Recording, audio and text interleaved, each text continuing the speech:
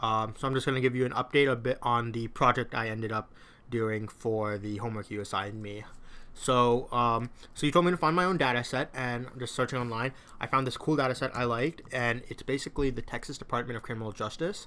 They put a list of all their death row inmates since like 1982, and also a bunch of information about them, as well as last statements that they had. So what I did with this is I created a Python scraper that using Beautiful Soup that basically scrapes this website and finds all that and collects all the information in a JSON that I can use, which is right here, and I collect all that, and then using using D3 and some jQuery and a bunch of other stuff, I made a visualization. So let me go ahead and show you the visualization first, and then afterwards I'll step through the code very briefly. So this is the visualization I ended up making. This one every 10 seconds just flips to a new quote, new last statement, like that.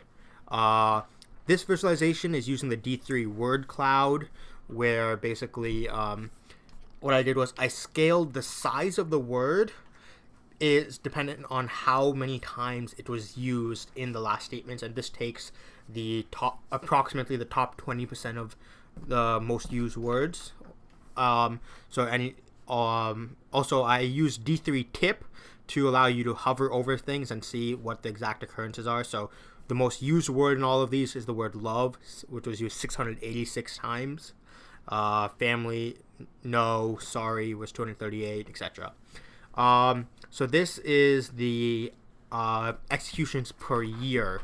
So I basically split them into bins, count based on the date, and check how many executions happen in each year, and you can see this data plotted over time. So as you can see, there was a spike in 2000, and then it dropped, and you can, like, once again, the D3 tip, I made it sort of like a nice little animation so you can expand it and stuff, and you can see the number of executions per year.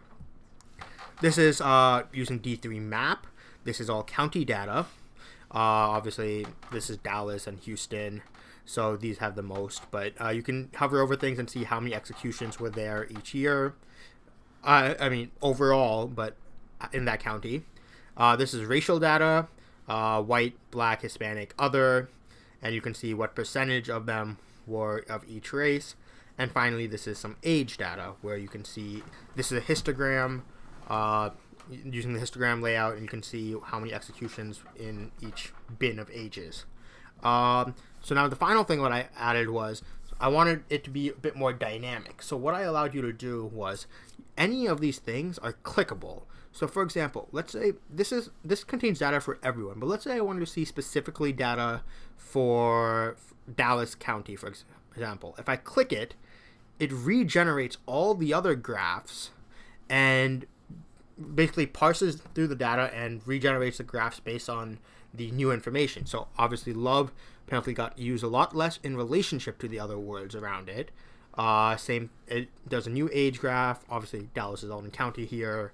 You can see it's much more sparse, I guess you could say, and even the number of executions per year in Dallas as compared to the overall.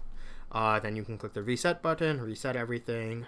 And you can do that with any of these graphs. For example, you can click a word, love, and you can see how the words are used in relationship around it.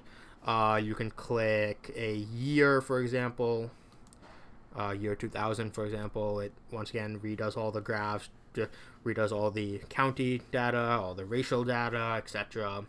Obviously this still has a bit of work to go into it, so as you can see, it kind of takes a little bit long to regenerate everything. I'm sure, so basically I'm regenerating the graphs. I'm sure I can go back and make it so I just edit the data for a graph instead of regenerating the graph altogether. That's some optimizations I can do in the future. I want it to look better, so for example, if I click like an age, this graph kind of doesn't look that great, so maybe find a way to make that look better and whatnot. So there's still a lot of room for improvement, but this is basically what I managed to do in like a week and a half or so. So that's my visualization itself. And now for the code.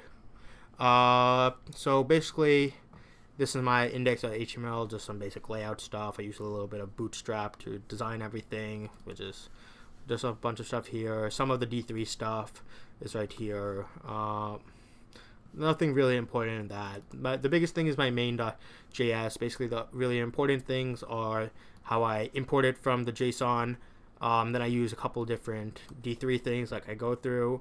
I guess it'll probably, better than me explaining on video, it'll probably be easier if we like have a Skype call or something and I can walk you through my code, because that will probably make a lot more sense, because this code is, as you can see, kind of long. So yeah, anyways, thank you for giving me this project. Honestly, it was a lot of fun. I think I learned a lot. Like, I didn't even know any D3 before starting, and like I was just like starting to learn JavaScript, and I definitely learned both, a lot of D3 and JavaScript, jQuery, a lot of stuff from this. So overall, it was a really fun project, and I really want to like work on it some more. Maybe like submit it to Data is Beautiful, the subreddit on Reddit, and I don't know. I want to work on it in the next few weeks as well. But this is what I'm submitting for now. Okay, thank you. Bye.